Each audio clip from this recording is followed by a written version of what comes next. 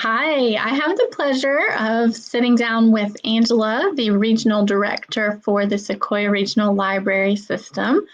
Their central hub is in the Canton Library at R.T. Jones branch, and they have a lot more to share than just that one branch. So I'm going to go ahead and let Angela share a little bit more about herself and the library system. Angela, what would you like to tell us? Well, first of all, thank you for letting me come and talk about the libraries. I obviously love libraries, so any chance I have to talk about them is one of my favorite moments, one of the best parts of my job. A little bit about me. I have been with the Sequoyah Regional Library System since 2015, but I've been in public libraries since 2008. So I've worked at library systems in Dahlonega, in Dawson County, Hall County. So really happy to be here at Sequoyah because this is an incredible library system. I might be a little biased, but we have a fantastic library system. We are a regional system. So one of the unique things about Sequoyah is that we have shared resources between Cherokee County, Pickens County, and Gilmer County. So all three counties, across those three counties, we have 7 locations plus a law library here in Canton. Not a lot of people know that we operate that law library, but we do. It's part of our Sequoyah family.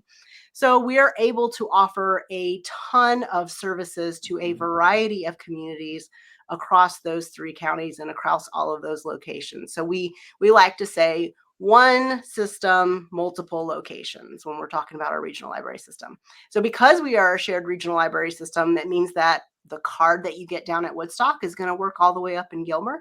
It means that if you are a Pickens County Library patron and you want something on the shelf at Rose Creek, it means we're going to send it through our courier service up there.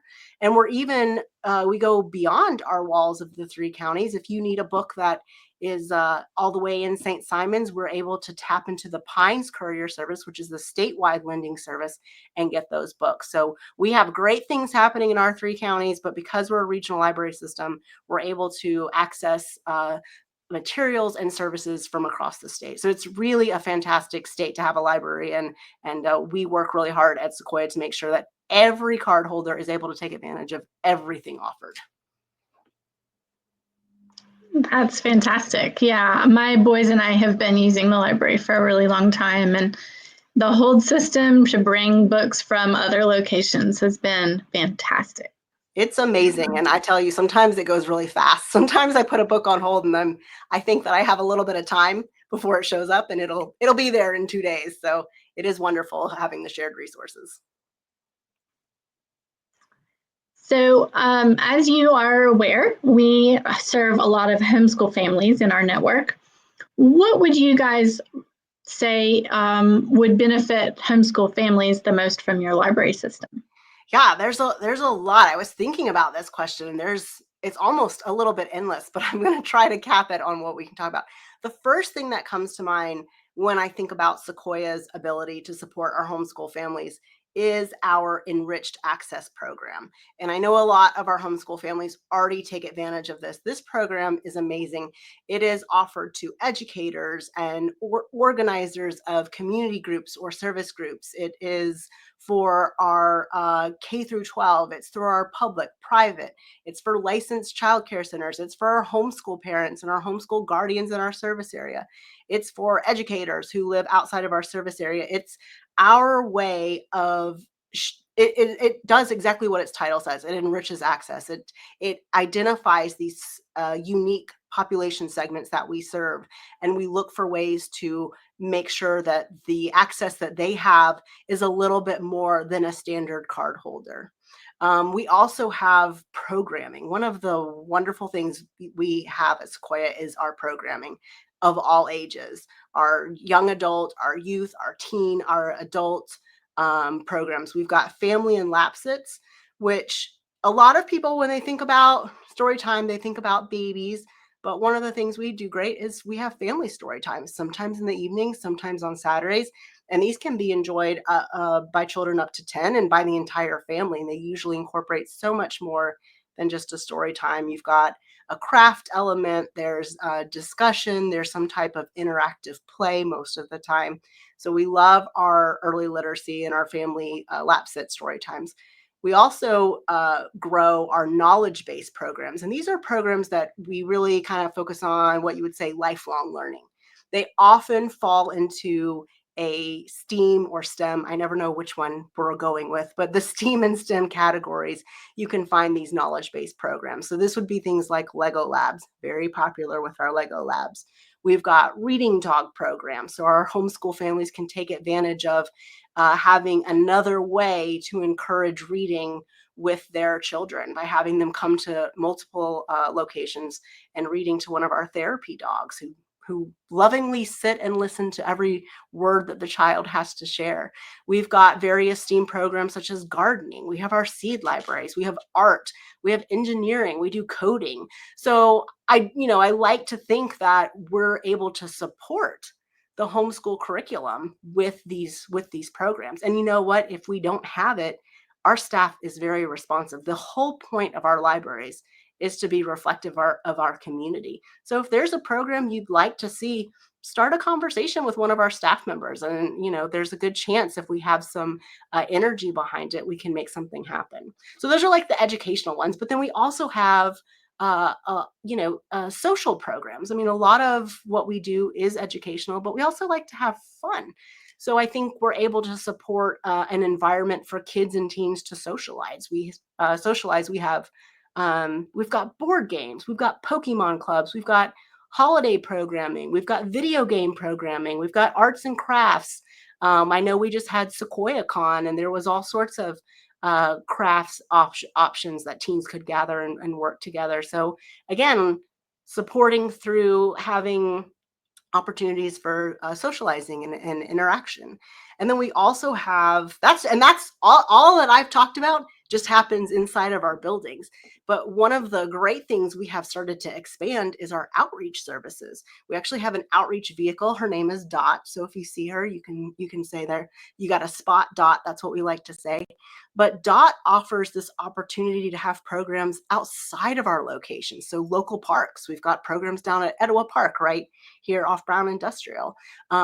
We've got, you can see Dot at farmers market. So these are opportunities to have library programming, check out books, use the Wi-Fi, play some games, and have some story times all outside of our locations. So that's really exciting.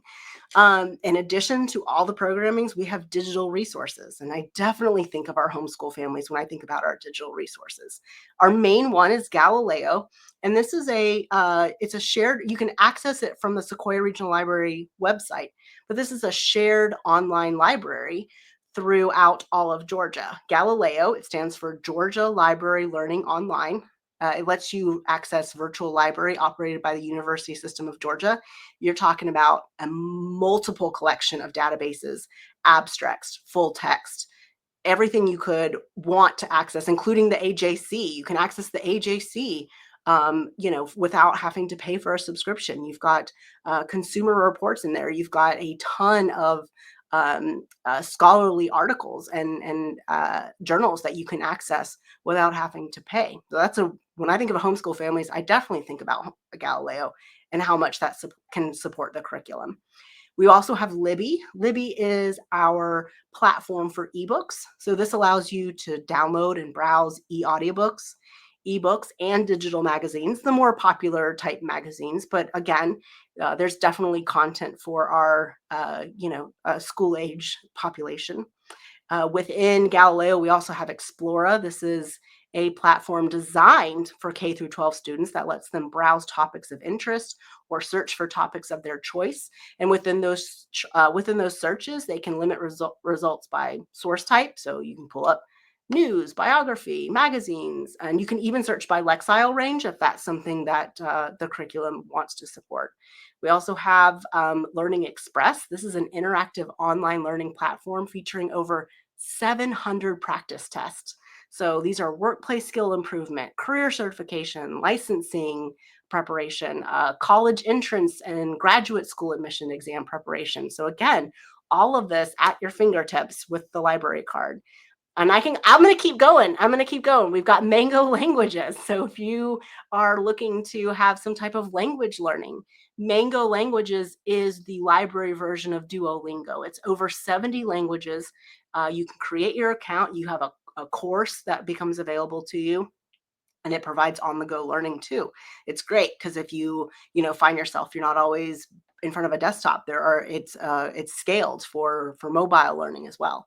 And then we also have ABC Mouse. Now, this is inside of our libraries. This is not something you can access from home, but within our libraries, we have computers, desktops that are set up with controlled content. It's not an internet-based computer, but it has lessons in early literacy, math, social studies, art, music, and so much more, again, available just within our libraries. And I forgot one other database I want to talk about, and that is A to Z World Culture.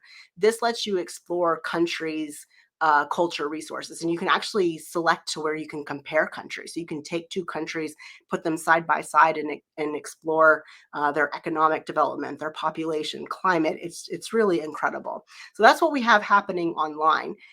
We also have our reading challenges, and this is through Beanstack. Beanstack is our platform that we use to incentivize reading challenges. So again, just making it a little fun.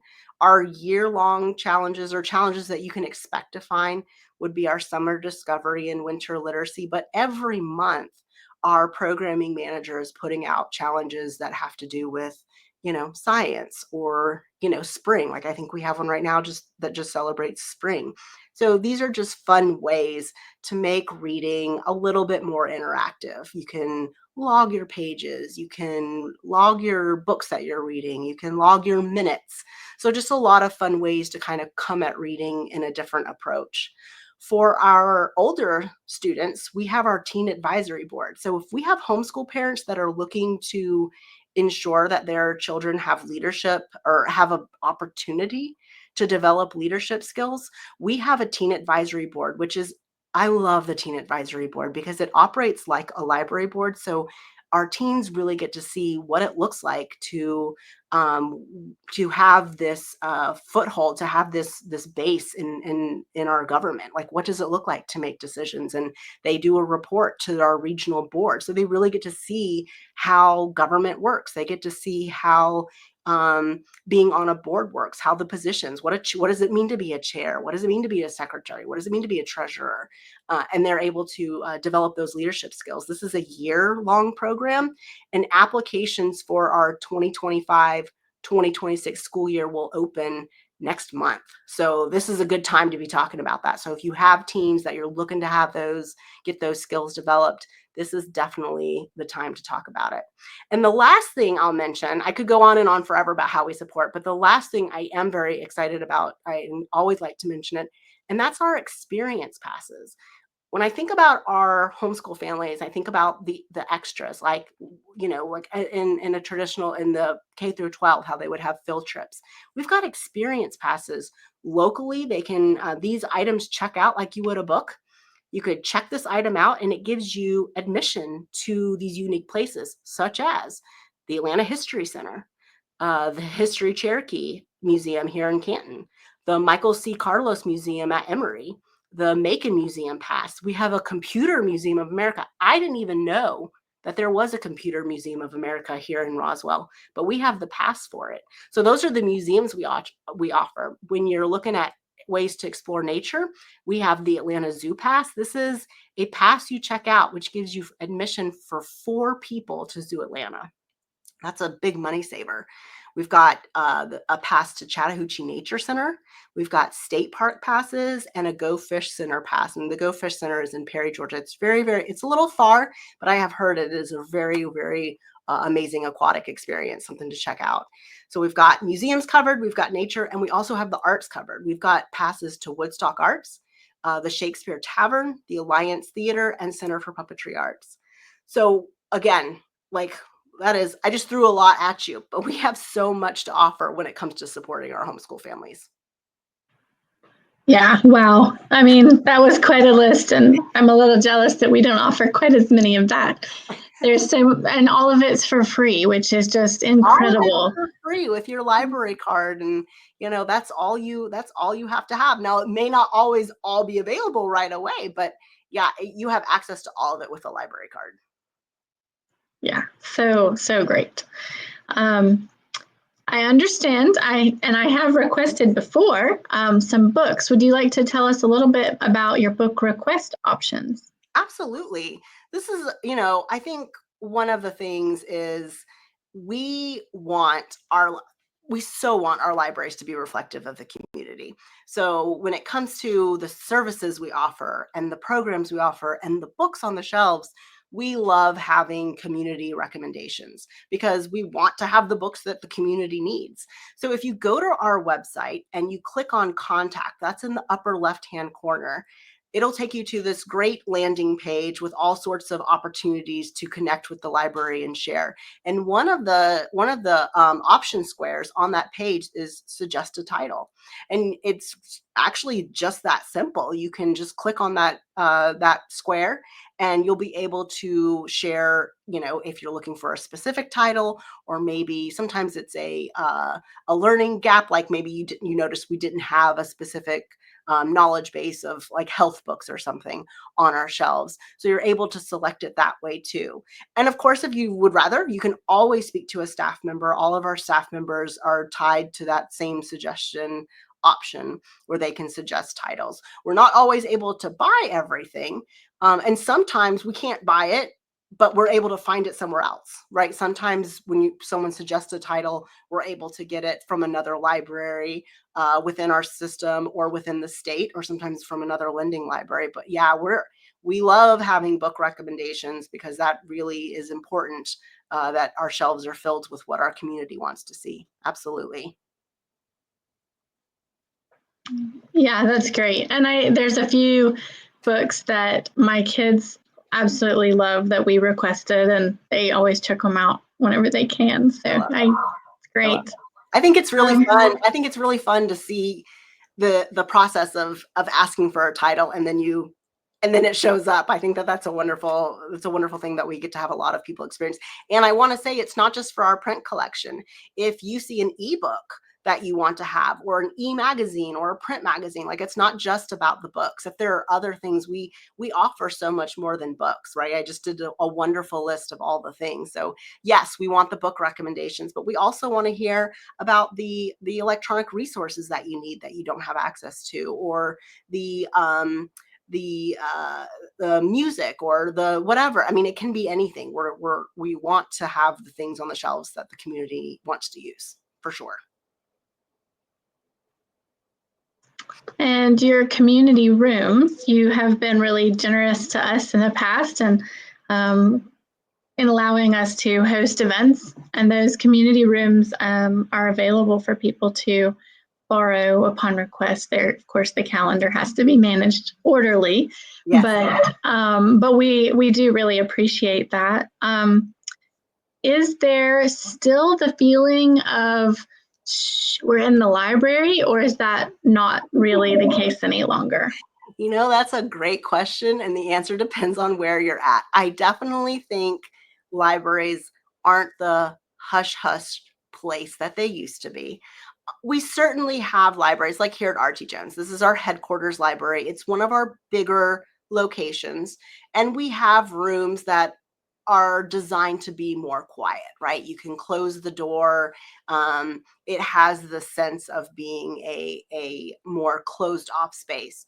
Where if you travel down to our Woodstock location, the second floor of our Woodstock location is primarily all youth centered. You'll find the easy books up there. You'll find the juvenile books up there. You'll find juvenile computers up there. You'll find tables to get messy and do crafts. It is not so hush hush up in that second floor of the Woodstock Library. So, I think one of the beautiful things about libraries is that they do change, and we are still holding the books. We still are a community place where the books can be found, but we are also becoming community centers. We have rooms where people can hold meetings, and we have spaces where people can where children can come in and create crafts, and we have places for sewing machines to be hooked up, and we have places that are just technology based and meant for someone to come in, and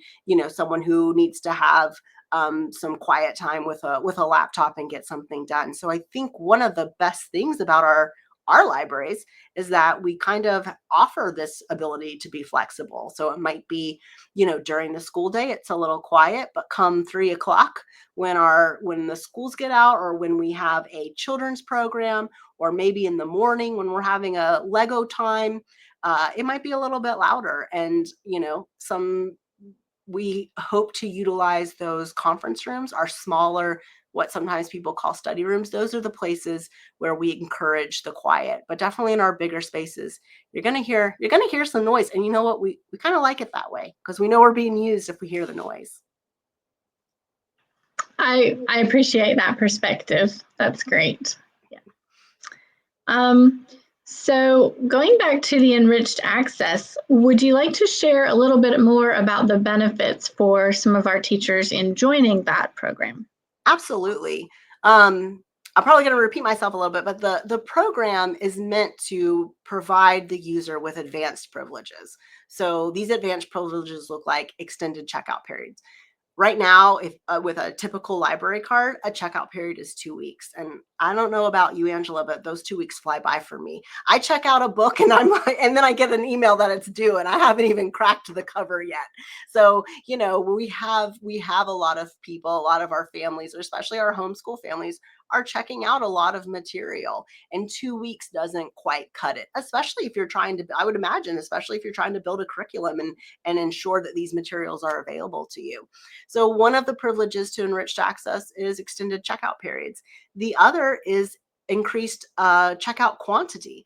A typical library card checks out 30 books, but with an enriched access, they have access to quite more. This is a program that you apply for. It expires every 12 months, so it's a very easy process to apply. You come in you come into a Sequoyah location, any of our locations, and you ask the staff members for an enriched access application. And any of our homeschool parents or guardians who want to take advantage of this, we just ask that they present a current copy of their intent to homeschool, along with identification showing that they are a Sequoyah resident. If they've already got that library card, that part's already taken care of. Like I said, it expires after 12 months, but as long as everything is still the same, as long as you're still homeschooling and you haven't moved and you're still in our service area and your card is in good standing meaning that fines and fees are paid, that enriched access can be renewed quite easily. When it comes to the specifics, your checkout total is 50 items. They are checked out for 6 weeks with no renewals, but the overdue fees are none. So, normally after 2 weeks, if an item is due and it needs to come back, the overdue fees start to accumulate. But there are no overdue fees on those enriched access. They can place holds up to 20. A typical library card holder can place holds up to 10. So this allows our homeschooling families to place holds on more material so they can be guaranteed to have what they need when they need it. You still have all the access to electronic resources and downloadable books. And of course, all the same rules apply. If something is lost or damaged, we still want to make sure that we get our materials back. That's always our biggest care, is to make sure we get those items back. And but yeah, this is a great program. We started it about a couple years ago, 18 months, 2 years ago, because we were really struggling. We were struggling. We wanted our materials to be accessible for as long as they needed, and definitely had our homeschooling families in mind, as well as our K through 12 educators when we were developing the enriched access program. And lastly, we of course have a lot of bibliophiles in our network. Homeschool moms love books. We like the feel of a real book in our hands, right? Yes. So that is one thing that I have heard a lot of parents wondering, and they for some reason ask me, and I don't always know the answer. So I thought I would ask you, what why have we noticed that there are fewer books on the shelves recently? Is it construction related? Is it just that things are being not replaced as quickly as previous? How does that work? Yeah, so one of the challenges facing libraries right now is the dueling banjos of print resources and e-resources. At Sequoyah, our demand for e-resources increased 22% over the previous fiscal year. 22%. And print was at 5%. And while I wish I could tell you the money is endless, it is not. The book money has not increased to the level, and the book money we receive, our collection funding comes primarily from two locations. The first is the state. They give us a materials grant. And then the second is through our donations. And so those are really our only two pots of money. And I wish I could say that those pots of money have increased to meet the same demand that we're seeing with our usage, but it hasn't. Our usage has definitely increased, and we love to see that. So we're still learning about how to best balance the collection when it comes to our ebooks and when it comes to our print books. So it is possible that you might see slower growth with the print collection, but I think what you will have to dig for to find the answer to is that, are those materials being supplemented online? Is there e-downloadable book? Is there e-print? Sometimes we're able to offer the item in all the formats, which is great. That's a big win when we can offer multiple copies of print, multiple copies of ebook, multiple copies of downloadable. But definitely the days of just making sure the print book was there, our jobs are a little more complicated, and we're still learning how to navigate all that. But I go back to the suggest a title form that we were talking about before. While that you may notice a little bit of a slower growth, we still want to be reflective, and we still need input from the community about when we're purchasing. When you go to suggest a title, share with us the preferred format. Like if you go and you would love to see more books on animals for some type of project, share with us, we really want these in print, or we really would like these in that helps us know where are our users, what format is our users looking at when they go to use these materials. That's great. Thank you, Angela. This has been really fun, and I love hearing about all the things y'all are doing in the community. Is there anything coming up in the summertime that you would like to highlight as we kind of get towards the end of the school year? If you go to our website and search under services, you can find our outreach page, and our outreach page will change periodically, letting you know where you can find DOT. So definitely we want people to come out and enjoy our outreach library programs, our story times outside of our libraries, our fun programs and games that we have around our Cherokee County, Gilmer County, and Pickens County communities. So check out the website, see if you can spot DOT this summer. One of the fun things that the libraries do in the summer is they have trading cards, and this is always fun for the kids. Each library has their own trading card, so it's a fun time. If you have time and to visit other libraries in our system that you haven't before, this is a really fun time to do that. Make it a game, collect your trading cards, visit all the libraries, and DOT, our outreach vehicle, to collect all the trading cards. So we definitely have a lot happening this summer, and hope to see everybody inside of our libraries enjoying it. Awesome. Thank you very much, Angela. This has been great. Wonderful. Thank you for the opportunity to talk about our Sequoyah Regional Library System.